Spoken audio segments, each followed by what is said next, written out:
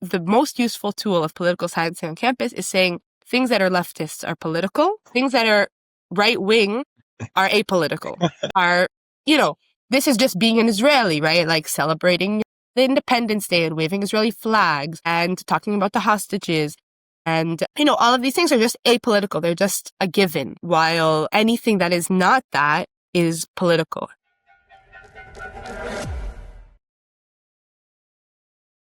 All right, buongiorno a tutti. Welcome again. Last time we spoke to Netta Ben-Pora, an activist from Mustaklim, and we looked at the stark reality of the occupation in the West Bank, some of the activism that is being done there to combat it. And today I'm trying to look at a different type of activism, or rather a different scope or a wider scope.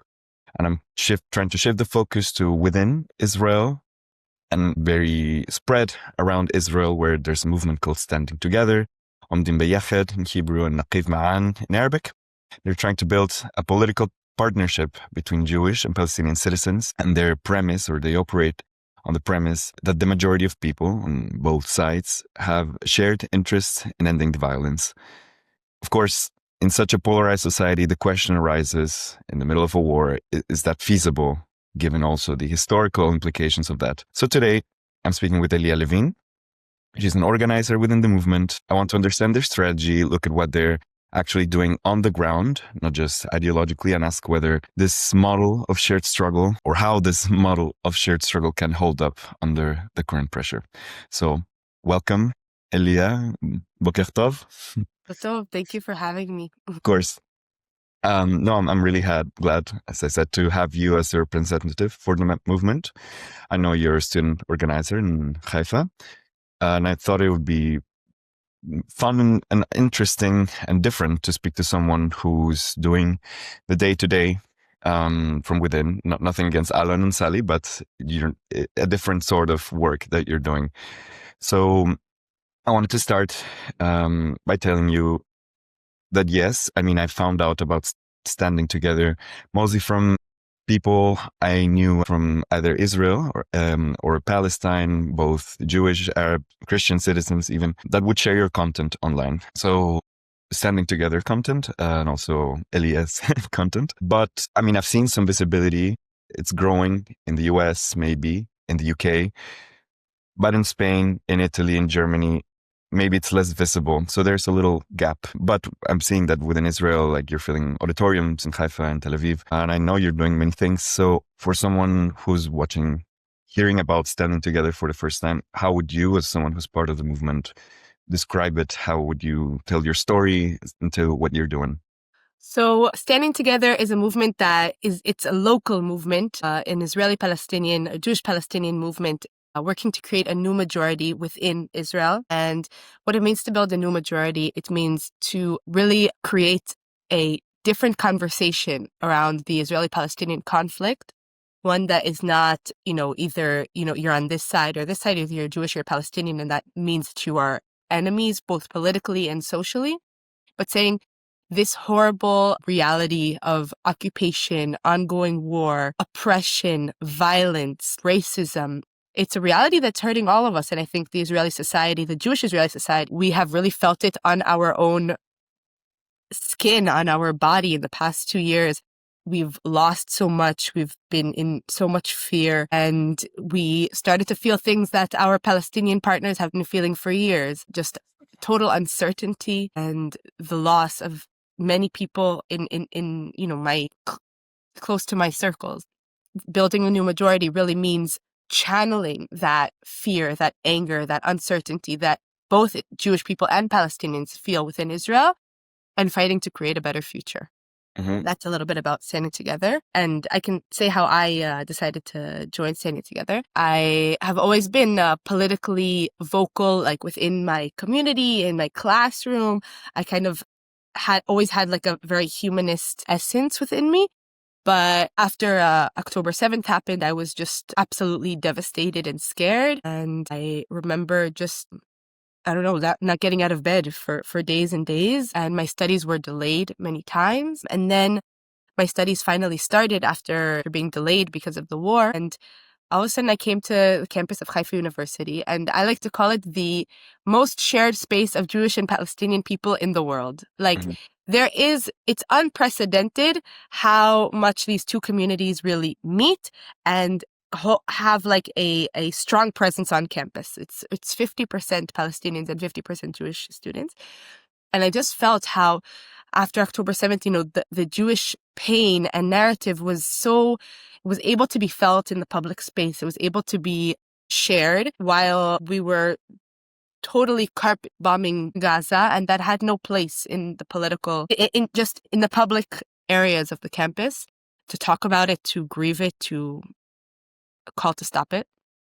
And I wanted to run for the student union, which I soon discovered was extremely corrupt, right-wing, fascist, and I found Standing Together that supported me, and we campaigned together, and that's how I entered the movement, and now it's my political home and family.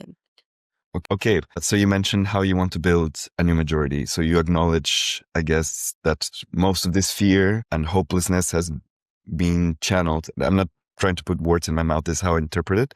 In your mouth, excuse me. Most of this fear has been channeled into hatred so far, correct?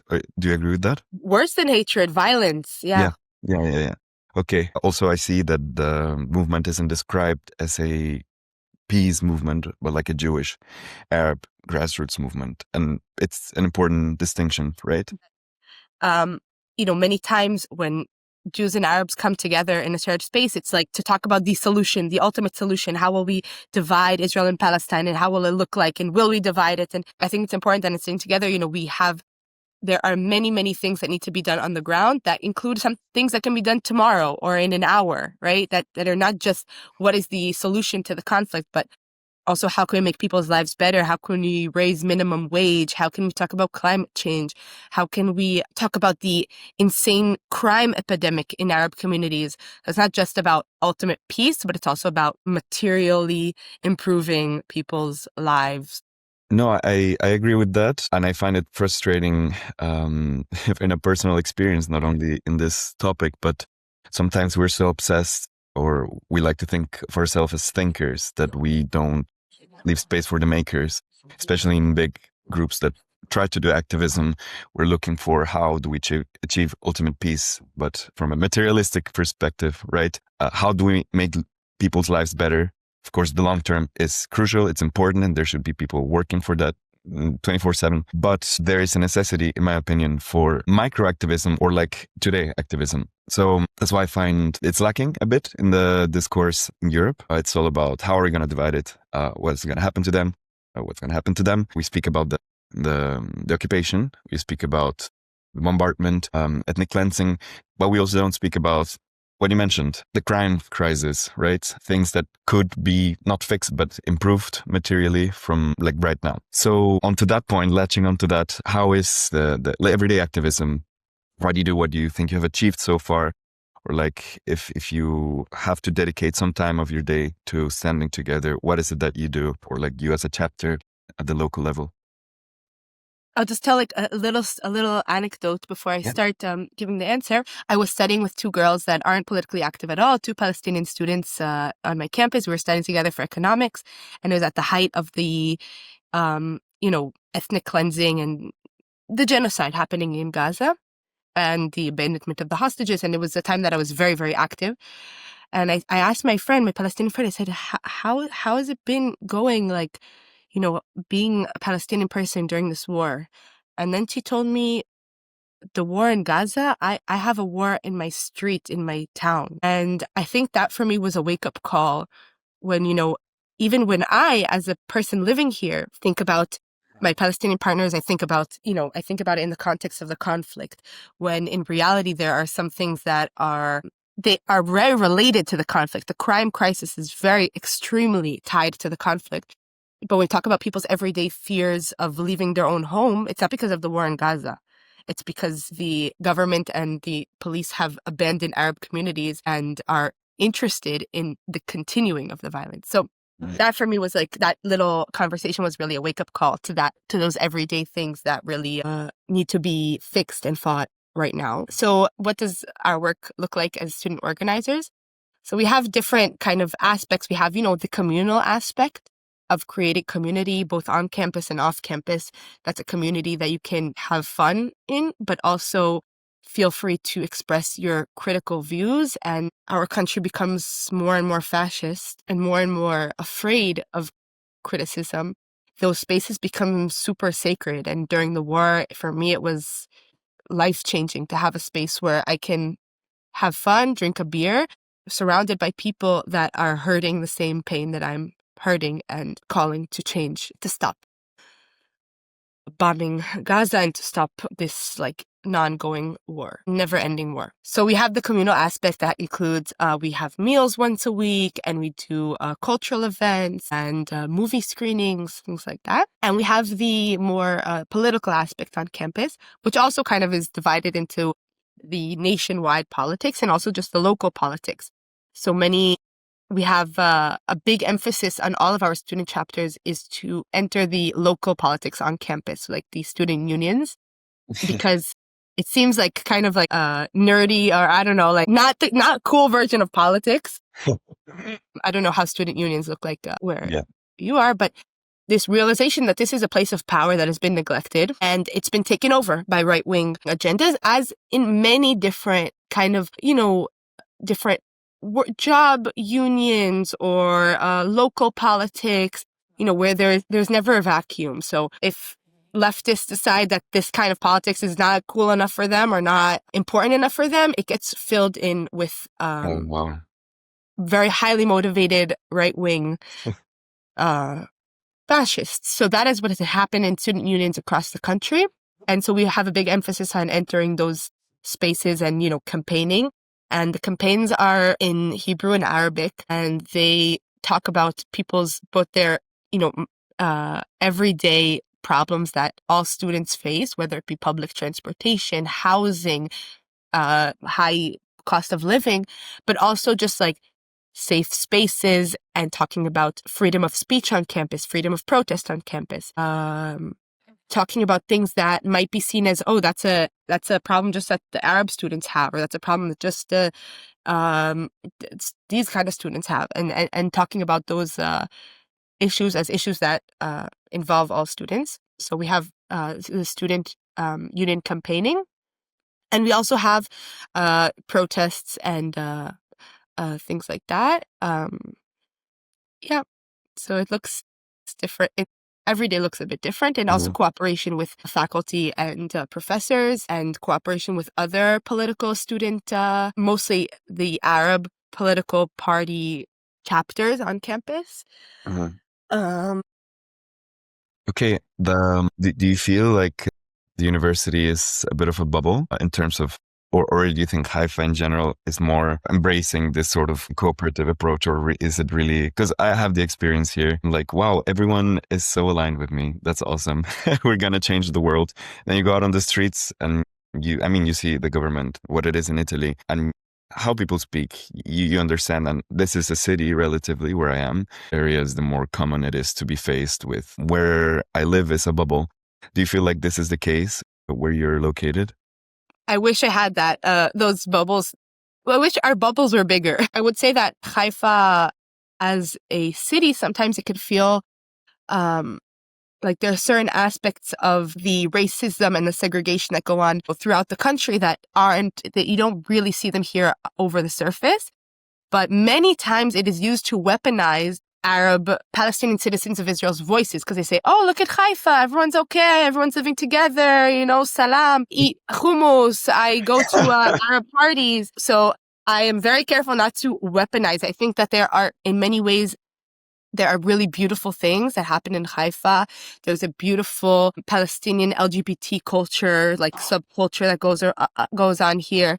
There's great businesses and places to be that where young Jews and Palestinians can be together. But in no way is it idyllic. And in many ways also, since there is such a strong Palestinian community, both within the university and in the city, it is also targeted because it is seen as a threat. So the university, I would say, is very, very strange in that it's 50% Palestinians, but they aren't given it is not seen as part of the DNA of the campus.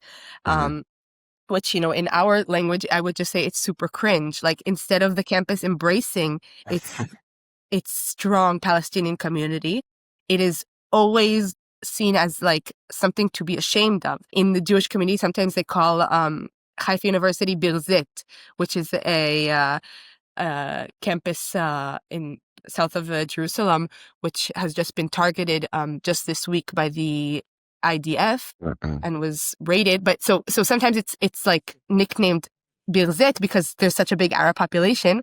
So the university, in exchange, says, oh, we must do campaigns to bring more Jewish students. We must not allow events to happen in the public sphere that showcase that strong Arab population. We must cooperate with a corrupt student union because that is the only way of not giving Arabs actually a voice on campus. So I would say it is not a bubble. Could be. The Haifa University could be this alternative, maybe idyllic kind of microcosmos of the conflict where we can share ideas and kind of create something that we don't have in the rest of the country. But instead, it is just the volume is turned up even higher on oppression and silencing and kind of just, I would say, ignoring the Palestinian students, even though they make up half of the student body. They're, in terms of the overall population, overrepresented. Yeah. But I guess that doesn't show. And who's in charge of these policies? I guess part of it is the student union, but yeah, who calls the shots in this? From what I understand, it's definitely the administration. It's in any kind of very big political kind of organization like a university. It's political in that like there's inner politics. So no one is solely to blame generally. It used to be that people could protest on campuses. There were Palestinian flags waved on campuses over 10 years ago. Just around the country, there became this like bureaucratic violence where all of these laws were put in place to make it so that you couldn't have efficient protests or any kind of really community organizing. I can't hand out flyers without them being checked and given permission. I can't even, do a communal event within a class without it getting permission. So really, it has to do with the administration. Right now, we are actually in the process of trying to change the public activity laws. And it happened after our chapter, Standing Together in Haifa University, got suspended because we protested silently against the war in Gaza holding pictures of children who were killed. And we got suspended, and that kind of started a conversation about what are these laws? Who are they protecting? Who are they serving? And we actually went to court and we got them to revoke our punishment, and that sparked a conversation within the administration that is this ongoing conversation. And I think, the most useful tool of political science on campus is saying things that are leftists are political, things that are right-wing are apolitical, this is just being an Israeli, right? Like celebrating the Independence Day and waving Israeli flags and talking about the hostages. And, all of these things are just apolitical. They're just a given, while anything that is not that is political. And that creates a very comfortable tool to silence. And just this week, an academic conference called Eyes on Gaza, organized by professors from the campus, was canceled. And it was canceled by the university after it being given permission because they stated that it was political and it was promoting a political agenda, where there are conferences that go on weekly at the university that bring different politics, that talk about the war, that, I was just in a conference like this week that talked about the judicial reform, political subjects. But when you talk about Gaza, it's political and it's not legitimate. No. I think it's a good analysis in many places how we like the status quo, which tends to be liberal democracy, whatever, pro-West. It's so dogmatic, right? So we don't consider it political. And when you try to break out of like the Overton window, I don't know, you're suddenly radical and deranged, or like Netta from Mr. Klim was telling me she's called an anarchist, and she's just a woman doing activism. or disturbing the public peace. That's also used a lot against us. Like there's some peace that is like a right-wing paradigm. I don't know. And like anything you do is disturbing it. Do you know about the situation in other universities? I was watching an interview of Sally and Alon with Mehdi Hassan, and they used the number that, a recent poll showed that I think 80% of Jewish students don't want an Arab peer in many Israeli universities. So I don't know, do you know how the situation is in, I can give you sources later, but no, I believe you. But do you think Haifa is the exception, or do you think it's also like that and you're like a fringe group within the community? Okay, I'm very careful with how I regard to polls. I just read the like whole democracy, Israeli democracy index that came out for 2025. It's super depressing. Like gap between how Jews view Palestinians and how Palestinians view Jews shows a very, very depressing phenomenon that, Jews are increasingly becoming more and more racist, more and more for segregation and also just like promoting a violent conflict. But I don't use those statistics to say how my activism should look like or what Jewish people deserve. Or, 80% of Jews have racist tendencies. Probably 100% of us are racist, are on some kind of racist spectrum. But we all deserve life and dignity and equality. And I think changing the reality around us will obviously change also our perception on the people around us. So like, I won't say, oh, Jewish people aren't partners for peace, so we won't create peace or we won't promote peace. But promoting peace is the only way to get people to be less racist, less violent, less believe in Jewish supremacy, which is really, when Jews go out to the streets and protest against our failing democracy, they're protesting against a Jewish supremacy that started by oppressing Palestinians, but it is now oppressing Jewish people. And, anyway, so I think that like, I won't use that statistic to say how our activism should or should not look like. I do think that for us in standing together and for leftists in general, that Palestinians are often viewed as really important partners. And during the war in Gaza, it felt even like sometimes a safer space to be in, because it was a space where obviously I could feel the pain of hostages being stuck in Gaza, but I could also express the pain of my country in my name flattening Gaza and killing tens of thousands of civilians. So it felt like those spaces sometimes could be a safer space for me. And I think that I don't need people to love multiculturalism and embrace the other and, love your neighbor. I don't need that.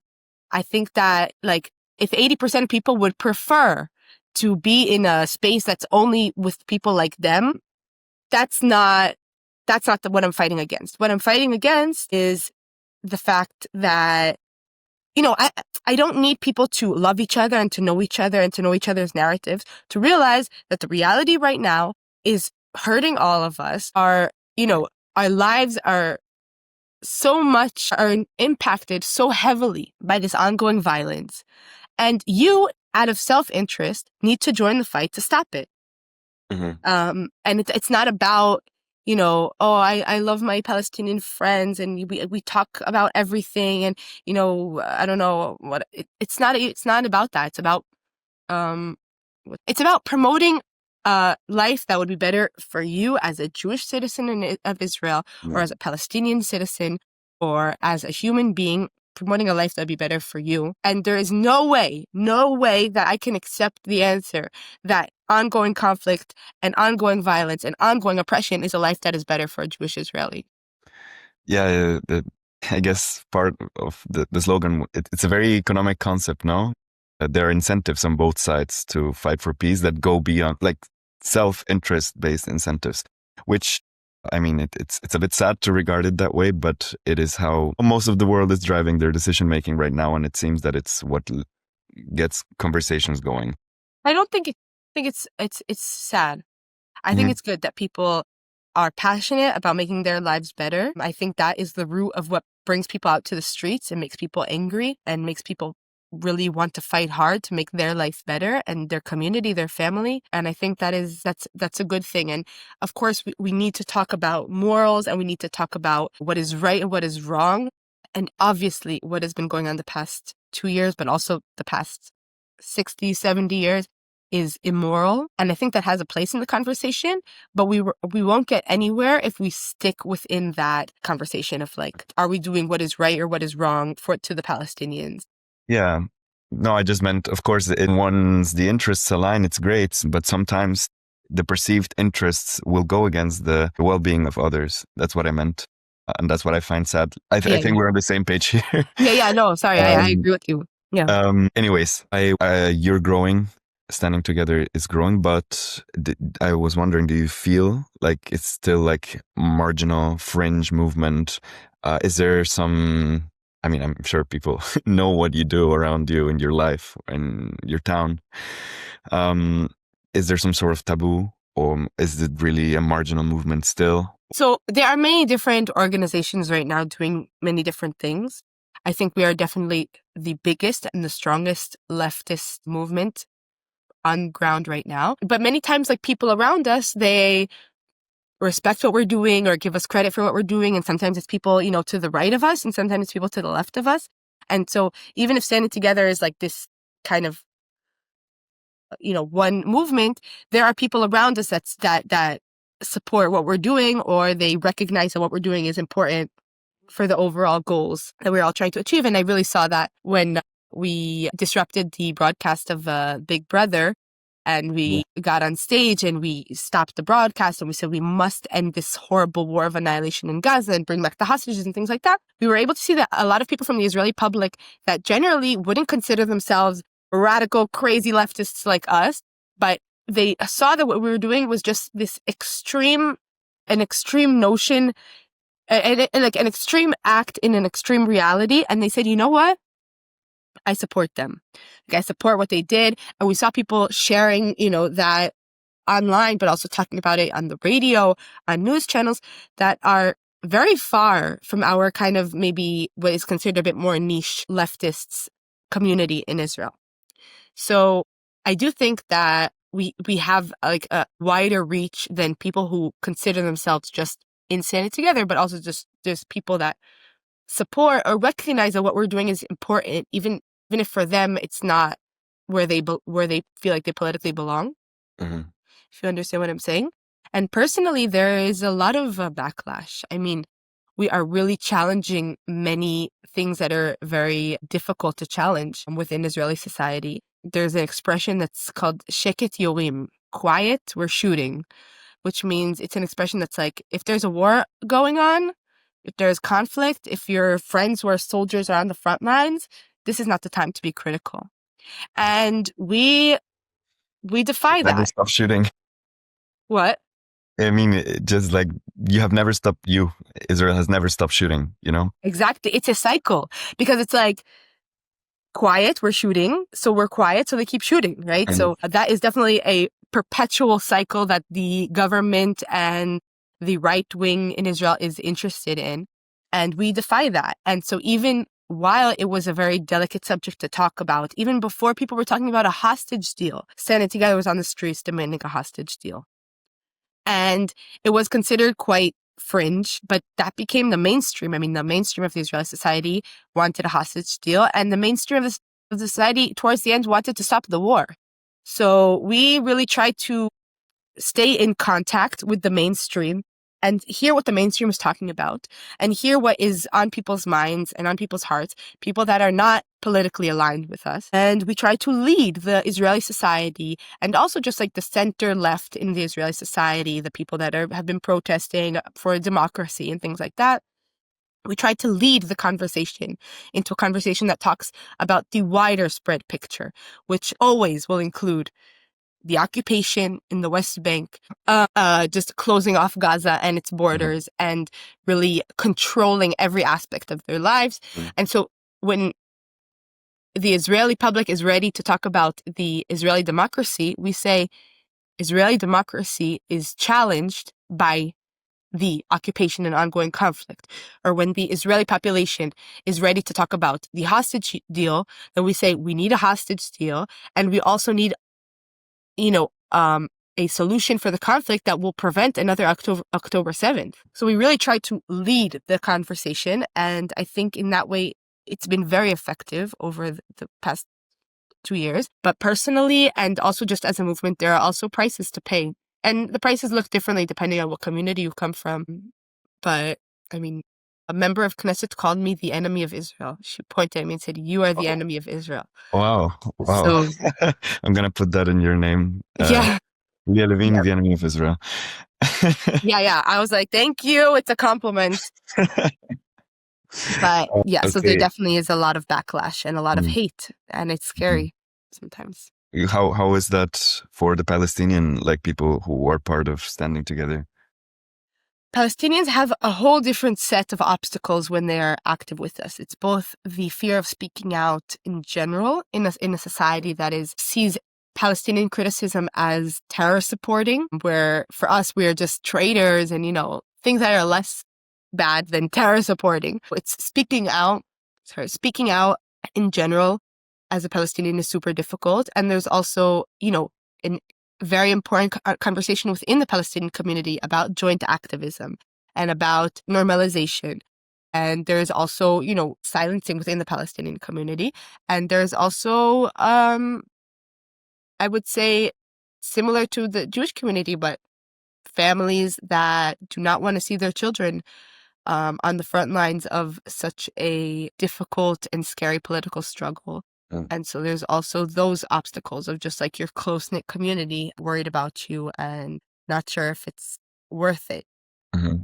No, of course. You see what you have in front of you, especially, I mean, maybe whatever, you're young, you want adventures, whatever, but you start building a family, you see what you have in front of you. I personally, I'm not a citizen of Italy. There are some topics that I cannot do activism about because I'm already have, in a different way, naturally less rights than a non-citizen. And there's always that fear, okay, maybe my visa will not be renewed. Of course, tiny in comparison to what an Arab citizen of Israel might face. So I understand that fear. And okay, yeah, it takes a lot of courage, I think, for the Palestinian members of Standing Together or any activists who are there. And I feel like if we don't see more of them, it's not necessarily that they don't care, they don't believe in what you're doing or any other activists organizations are doing. I mean, this is just my perspective, but I think there is that fear, and it's a real condition that is imposed by the material conditions, to be redundant. Okay, bad cop mode. Or just, of course, part of this strategy for growth, you don't vet people. You're like, okay, do you use the word genocide? Do you say apartheid? Do you say ethnic cleansing? I heard you now speaking, you use the word genocide. What do you think about the criticism of accepting people who don't 100% align with this terminology, I guess, especially that is present in the left, in the international left outside of Israel, because it's there. I know you will not reject someone for not using the word genocide. So what do you think about this linguistic topic? We won't even reject someone for defining themselves as a Zionist person, which I think in the international community can be seen as very taboo. Listen, we want to win, and we are people living under fire, and we don't revolve our days and our activisms around words, what words we should and shouldn't use. I think it is, I'm sorry, I think it's a privilege of people living outside of the commitment. My commitment is to convince the Israeli public. It's not to call things by the words that I think that they are. And just as we won't, if someone doesn't say the word genocide, we won't kick them out for saying the word genocide. We won't kick them out. And I think we are a very strategic movement, and we use words that we think describe the reality of what's going on around us. And we refuse to sugarcoat things, and we refuse to describe it, more nice than it is.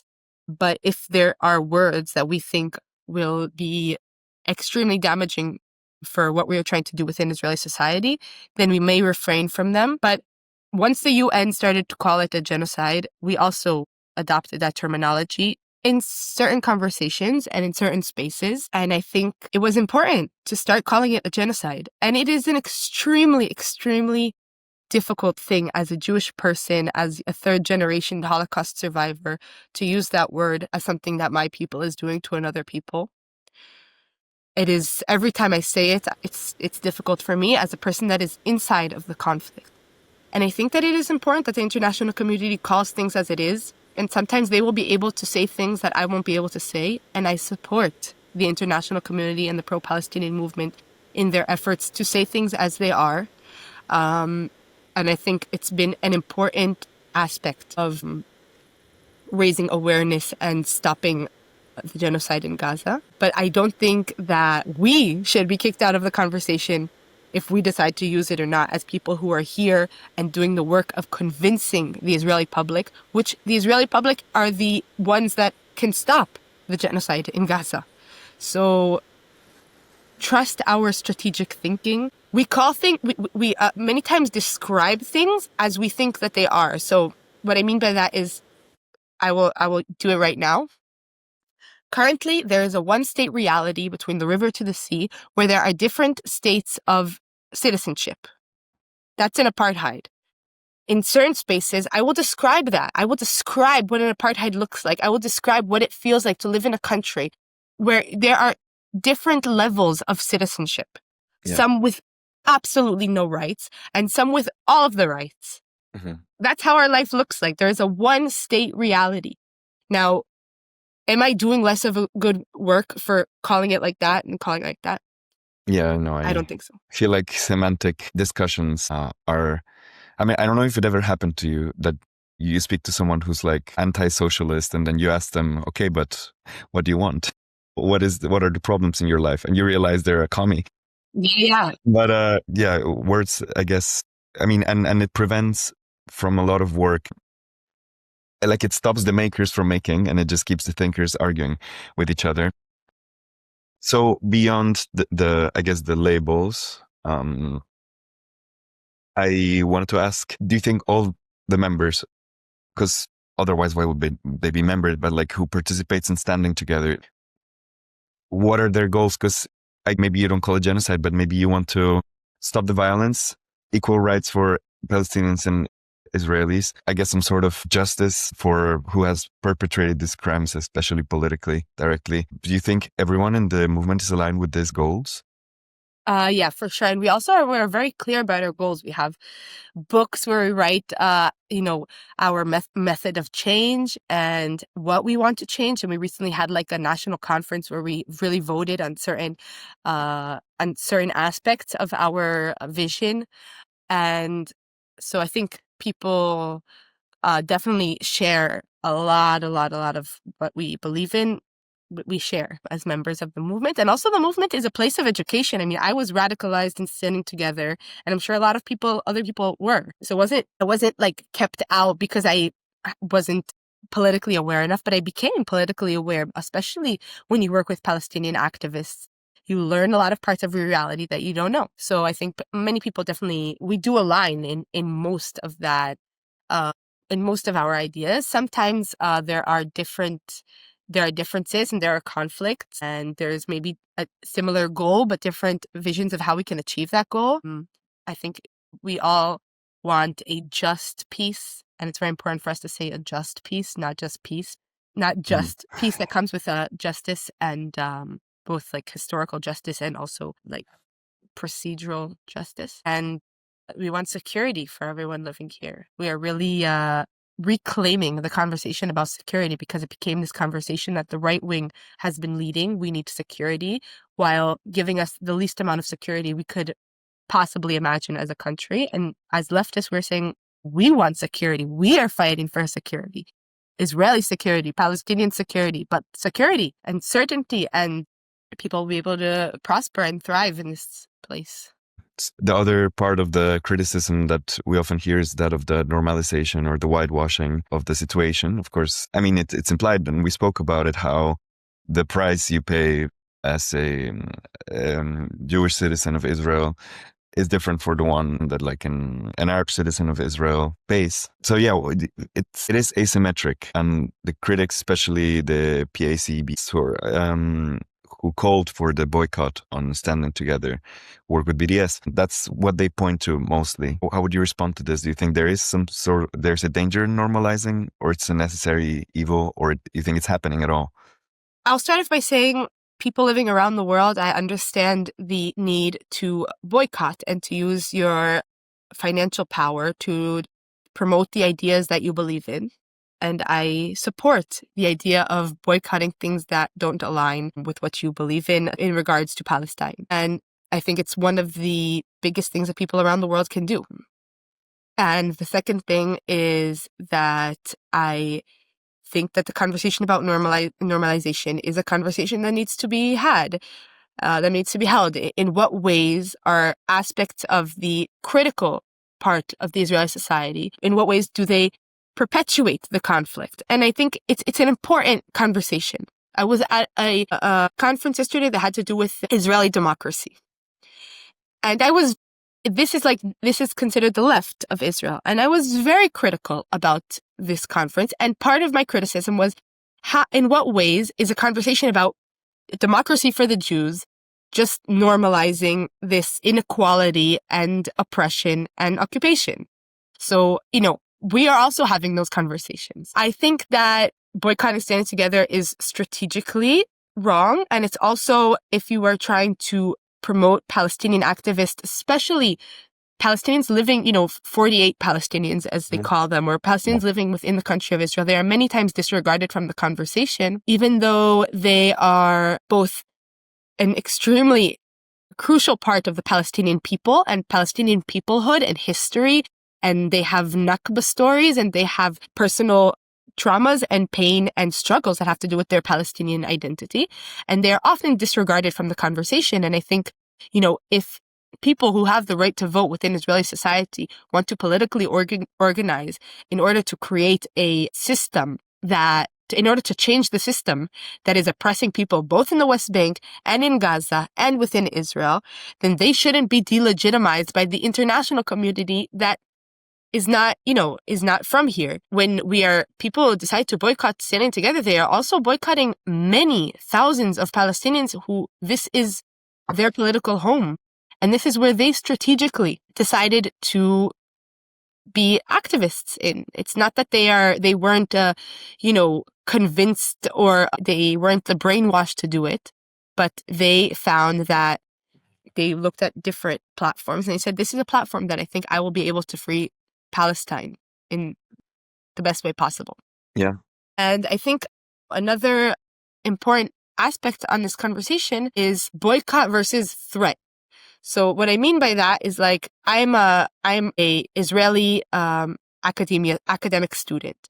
I think that Israeli academia must be threatened. They must say, if you continue to support creating weapons for mass destruction of Palestinian people, or even if you continue to support the fact that there is no democracy on student campuses and right-wing fascists are allowed to rule without any limits, or anything that any kind of criticism that the international community has in the interest of people living here and, in the interest of Palestinian people and of Israeli people, then the academic institutions should be threatened. But a boycott is not a threat. A boycott is saying, I pull out. I don't care. I leave the conversation. And I think that people in the international community can't leave the conversation. Like, we need them to keep their stakes, in the people living here, and to continue to express care and passion for what's going on here. And for our right-wing fascist government, boycotts are a blessing. They are another way of telling Israel, the West has abandoned you, or I don't know, not necessarily the West, but like countries that been critical of you have abandoned you, and now you can continue to do whatever you want with the support of Hungary and Poland and Somaliland.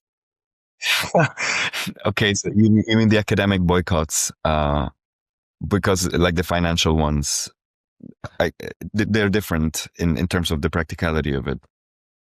Yeah, but I think both. I mean, I don't know, Eurovision. I just like Israel. Bibi made a speech about being super Sparta, like being. Have you heard this? So super Sparta is like, we will close our borders and we will be the strongest fighters. And we will be not only Sparta, we'll be super Sparta. So if you take the conversation about super Sparta and you combine it with international boycott, it's just more super Sparta. And so I think we need people to show care, but also to continue to show that they continue to stand up for the Palestinian people. And they don't do one act to stand for the Palestinian people, which is boycott, and then leave the conversation. Okay. Yeah. So I don't know. I hope my point was clear. Yes, it is. I gotta say, it's not confusing, but it does seem like that. Like there's this tension, right? Because we don't want to give money to Israel, but I understand how it can be played as a card of further victimhood and the us against the world, friend enemy distinction. So, also, can I say one last sentence about please. this? Me as an Israeli, I have privileges and I have rights, and I must use those rights and those privileges to oppose the occupation. And I think joint activism is not the only version of activism. And I hope that people around the world continue to promote and to donate and to give their money and resources to Palestinian activism that is merely Palestinian, both within Israel and, within the state of Israel and outside of it. I think it's extremely important. When we talk about joint activism, we talk about an opportunity to take people who have privileges and to use it to fight against the reality. And there is nothing normalizing about Israelis or people who were born here or Jewish people fighting against occupation, violence, apartheid, and genocide. That's it. You mentioned there are some books and the action.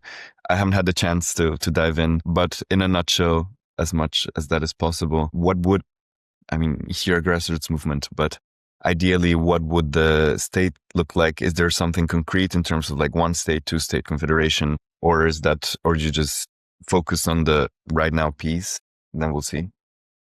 We have very recently decided to support a specific solution, which is called Two States, One Homeland. I don't know if you've heard about it, but it's basically a separate, it's a two-state solution, but the addition to the two-state solution is that there is freedom of movement and there are many mutual decisions that have to be made between the two confederations, and people will not be uprooted from their homes in each of these states. And there's many details, and it's super complicated. But that there's like an organization called Two States, One Homeland that we support them.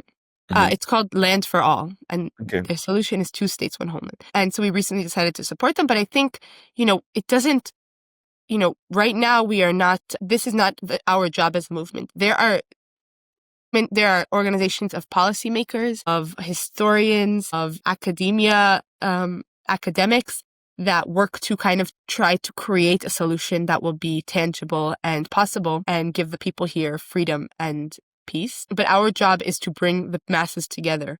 And so when we bring the masses together and we help people become politically active, we can choose as a movement to support a certain solution. First of all, there must be an end to the military occupation in the West Bank. Gaza must be, must retreat from Gaza and give people there the ability to rebuild and gain sovereignty again. And yeah, those are things that can happen. Those are the things that need to happen first. The woman I spoke to the other day, she told me that in her perception, particularly the youth of Israel is drifting more and more to the right. Is that your perception as well? I think so. I think it's when we talk about young Israelis, we must remove the conversation from the mandatory service, because even as a leftist or someone who grows up in a leftist home, there's this stage in their life where they become part of the occupation and part of the conflict. And both beforehand, our education system is good at one thing, which is producing soldiers. All of the rest, our education system is horrible and really OECD, like the bottom of the OECD lists on education and things like that, but it's very good at producing patriotic soldiers that are willing to risk their lives for this country.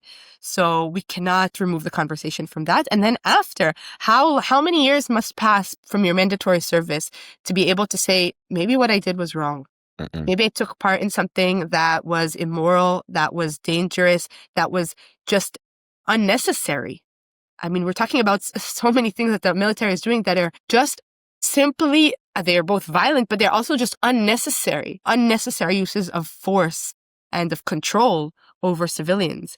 So it takes years for people to reach those conclusions, and that makes it super hard to rally young people in this country. And do you think it got worse after October 7th? For sure. I think many people felt the loss on, especially young people. I mean, if we talk about the Nova, that was people my age. The festival that was massacred, that was people my age. And if we talk about people who died in the army or in the reserves, those are people that are around my age. And so when you lose people so closely, many times it is interpreted to revenge and more violence. I've also seen many people who have lost people personally and that were personally affected by the violence that did not turn to more violence, but they turned to saying, this cannot happen again. There is no way that we can have another October 7th, and, realizing that peace is the only solution. But I think definitely the job of the international community, and that's why it is important for me to do interviews like this in English, is that while we are here, revengeful and violent and hurting, that the international community doesn't join that discourse, but calls for peace and justice for the people here. No, well, I got goosebumps also when you mentioned the usage of the word genocide. Like it's very touching. I think what also, whenever there's an event of the sort, it kind of clears the center, right? People move one way or the other, and you end up with a lot of polarization. What do you think is the biggest thing? You probably answered this already. Or the thing we get wrong the most, or misinterpret the most, or misunderstand the most about the situation from the outside? And this is a lightning round? No. I just... Definitely the fact that Israelis are both the perpetrators and also the victims of this conflict. And if we disregard Israelis' victimhood, the fact that they suffer in this conflict as well, it doesn't really help the conversation. It's super important to, I think, to include, to not disregard people and their life experiences. And I'm from Haifa. I grew up with kids who spent the age of 6 and 7 in a bomb shelter. So that is part of what shapes their views as Israelis. And I think it's or people who have witnessed terror attacks. And to them, that's what Palestinian liberation looks like. So I think it's important to regard Israelis as also victims, because then we can actually create a conversation about making them stop being victims anymore and ending this bloodshed. I think that's one thing. Yeah, and also missing the Israeli left and people here on the ground doing amazing work, both in the West Bank and within Israel. There are Jewish citizens that have dedicated their lives to fighting the occupation and fighting this conflict. And I think they should be seen and talked to. Is there a political home for standing together? Like, I mean, I don't know, the Knesset, but is there a party that aligns with you? Currently, there isn't like a party that we align with, and I think people will have voted different things. There is definitely a horrible lack of opposition in Israeli politics that creates just no one is promoting an alternative, like a true alternative to the far extremist religious right. And instead of promoting an alternative, it's always about kind of like hinting more to the right instead of saying we are offering something different, something else. But in Standing Together, there's an ongoing conversation about the elections coming up this year and our participation or some kind of participation in those elections. And yeah, stay tuned. Okay. Something I had forgotten to ask was about some people perceive that it's just, oh, Netanyahu. But it's not just Netanyahu. I mean, we even Labor in the past, Mapai, has done awful things to the Palestinians, or like have enacted policies that are very detrimental for the Palestinians. So it's not just Likud, correct? Mm. So there is no real opposition. So what do you think about when it comes to vote? I mean, you said you're cooking, but yeah, how have you approached elections in the past? Personally, Mm. yeah. So democracy is a system of compromises, and it's not always about a political party or a political what's it called, a politician that represents all of your ideas. For me, any party that doesn't speak about ending the conflict and doesn't put that on the front of their beliefs and what they plan on doing is irrelevant. Mm. And anyone who uses a lot of parties on the center left talk about the Haredi community and sees them as like the root of all problems, when in fact they are not the root of all problems. So anyone who does that is not legitimate and is also just using a scapegoat to talk about Israelis' problems, when obviously our problems stem from the occupation, the ongoing military conflict. So I would say those are people that I wouldn't vote for. And I think mostly my vote has been, and I voted 4 times already in my life, 5 times, because there was so many elections in like a couple of years ago. It's like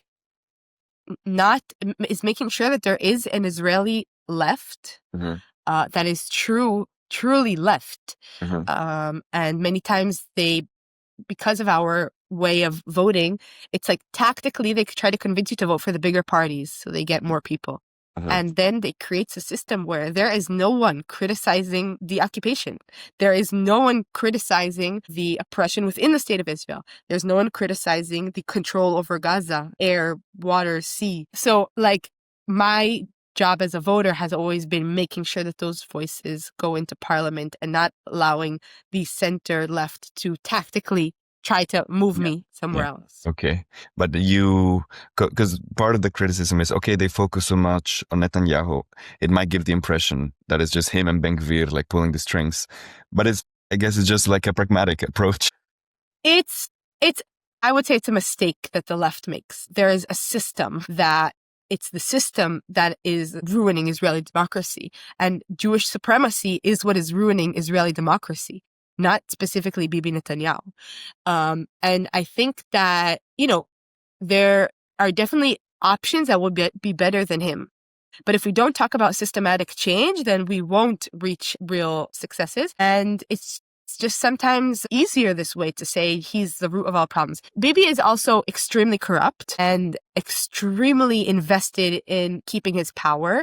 And by doing that, he has created political partnerships with the worst, most fascist, most racist, most violent people who are convicted of Jewish terror crimes. He has created political partnership with them, not always because he agrees with them, but also because they allow him to continue to stay in power. So of course he is a big part of the problem and he must be put in jail, and we need to see an end of this ruling of Netanyahu, but he is not the problem.